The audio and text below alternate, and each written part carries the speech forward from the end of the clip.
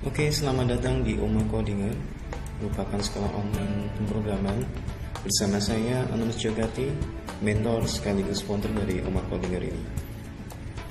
Baik, pada video ini saya ingin memperkenalkan pada Anda tentang logika belajar pemrograman.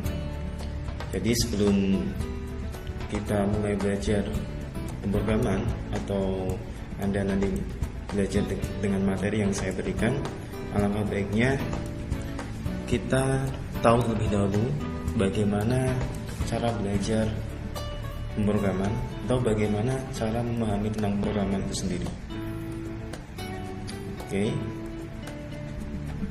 kita next ke slide selanjutnya.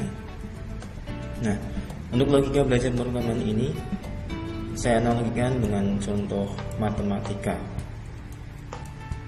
Contoh di sini mudah, seputar penjumlahan. Contoh pertama yaitu 1 ditambah 1 sama dengan 2. Contoh kedua, 1 ditambah 1 sama dengan 75. Nah, di matematika ketika pertanyaan itu seputar tentang benar atau tidak, tentu saja untuk contoh pertama 1 ditambah 1 sama dengan 2 itu benar. Nah, 1 ditambah 1 sama dengan 75 itu salah. Nah, karena di sini masih berbicara pernyataan itu benar atau salah, atau hal itu benar atau salah. Itu logika di matematika. Nah, ketika kita mulai belajar tentang pemrograman dengan contoh yang sama, 1 ditambah 1 sama dengan 2, dan contoh kedua 1 ditambah 1 sama dengan 75. Di sini kita sudah tidak berbicara tentang hal itu benar atau salah, tapi hal itu bisa atau tidak.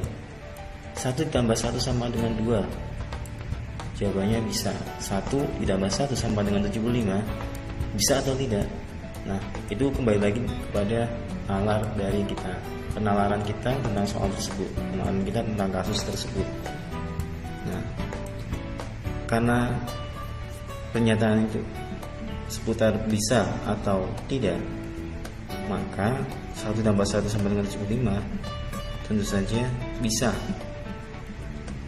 Ingat, kembali lagi, ini seputar penalaran kita terhadap kasus.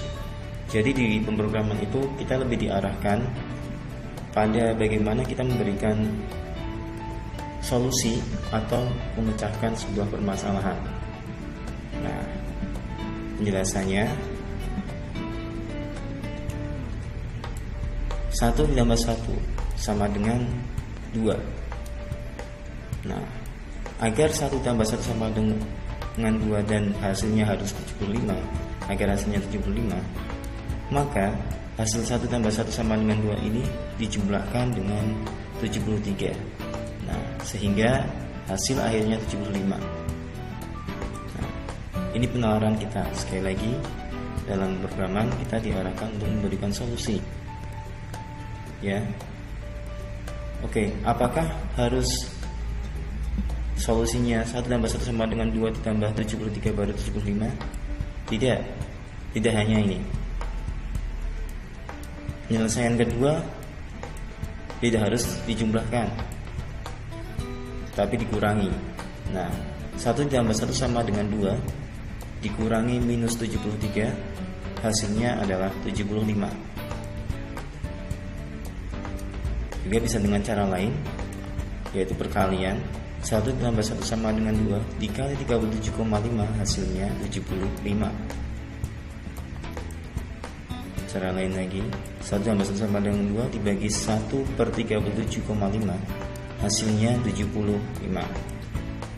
Nah, jadi dalam menyelesaikan sebuah kasus di pemrograman, intinya tidak hanya bisa diselesaikan dengan satu cara, tapi mungkin ada opsi-opsi yang lain.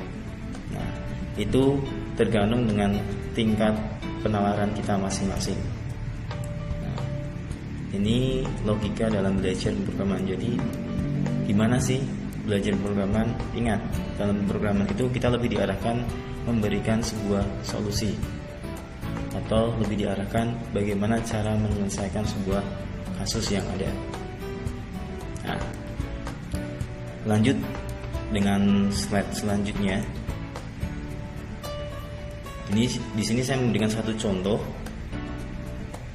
sebuah soal matematika sama. Di sini contoh untuk menghitung luas segitiga. Diketahui alas sama dengan 5 cm, tinggi sama dengan 8 cm. Penyelesaian. Nah, cara pertama, luas segitiga sama dengan setengah kali alas kali tinggi. Ini merupakan rumus luas segitiga. Kemudian langkah selanjutnya setengah dikali 5 dikali 8, dimana langkah ini kita sudah memasukkan nilai dari alas dan tinggi. Nah, langkah selanjutnya setengah dikali 40, dimana di sini kita mengalihkan terlebih dahulu nilai 5 dengan 8. Nah, kemudian hasil akhirnya adalah 20 cm. Ini luas segitiga di cara pertama. Cara kedua,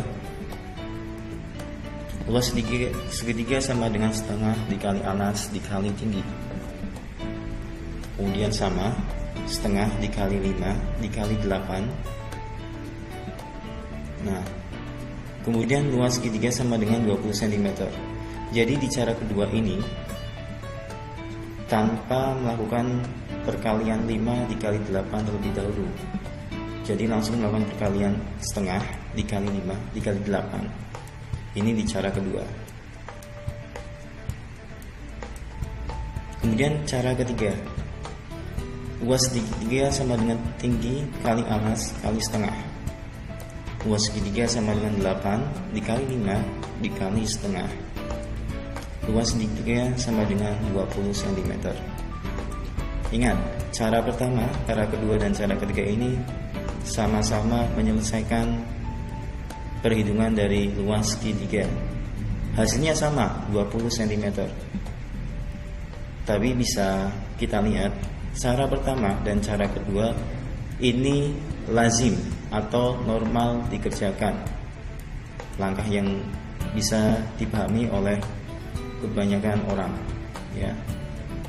Karena kita sudah terbiasa dengan bahwa luas segitiga itu adalah setengah kali alas kali tinggi. Nah, berbeda dengan cara ketiga, luas segitiga sama dengan tinggi dikali alas dikali setengah. Ini kebanyakan dari kita polanya tidak seperti ini, ya. Nah,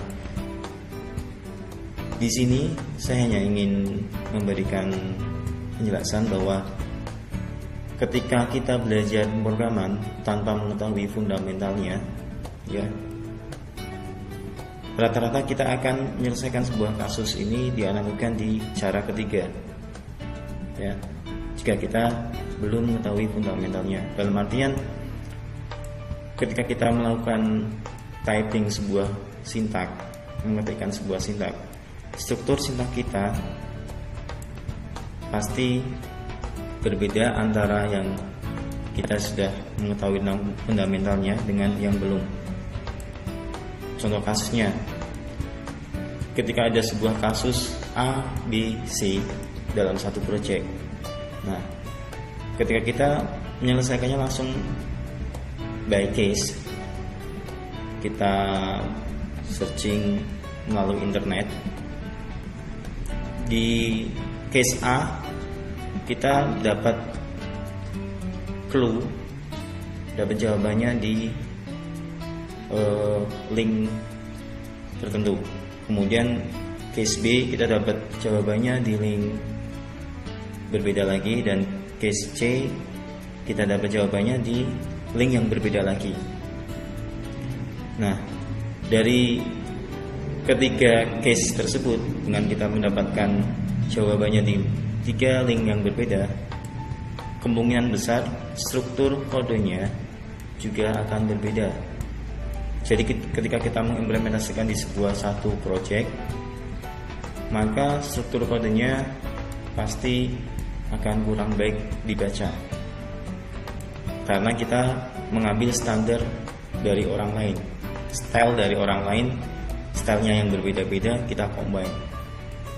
Nah, jadinya ketika dibaca oleh orang lain pun, ketika sintaks kita dibaca oleh orang lain pun, pasti akan kurang bisa memahami alur programnya.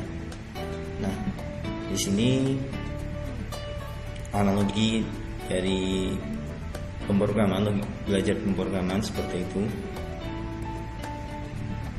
Mungkin itu saja untuk pengenalan pertama ini. Jadi tentang logika belajar pemrograman.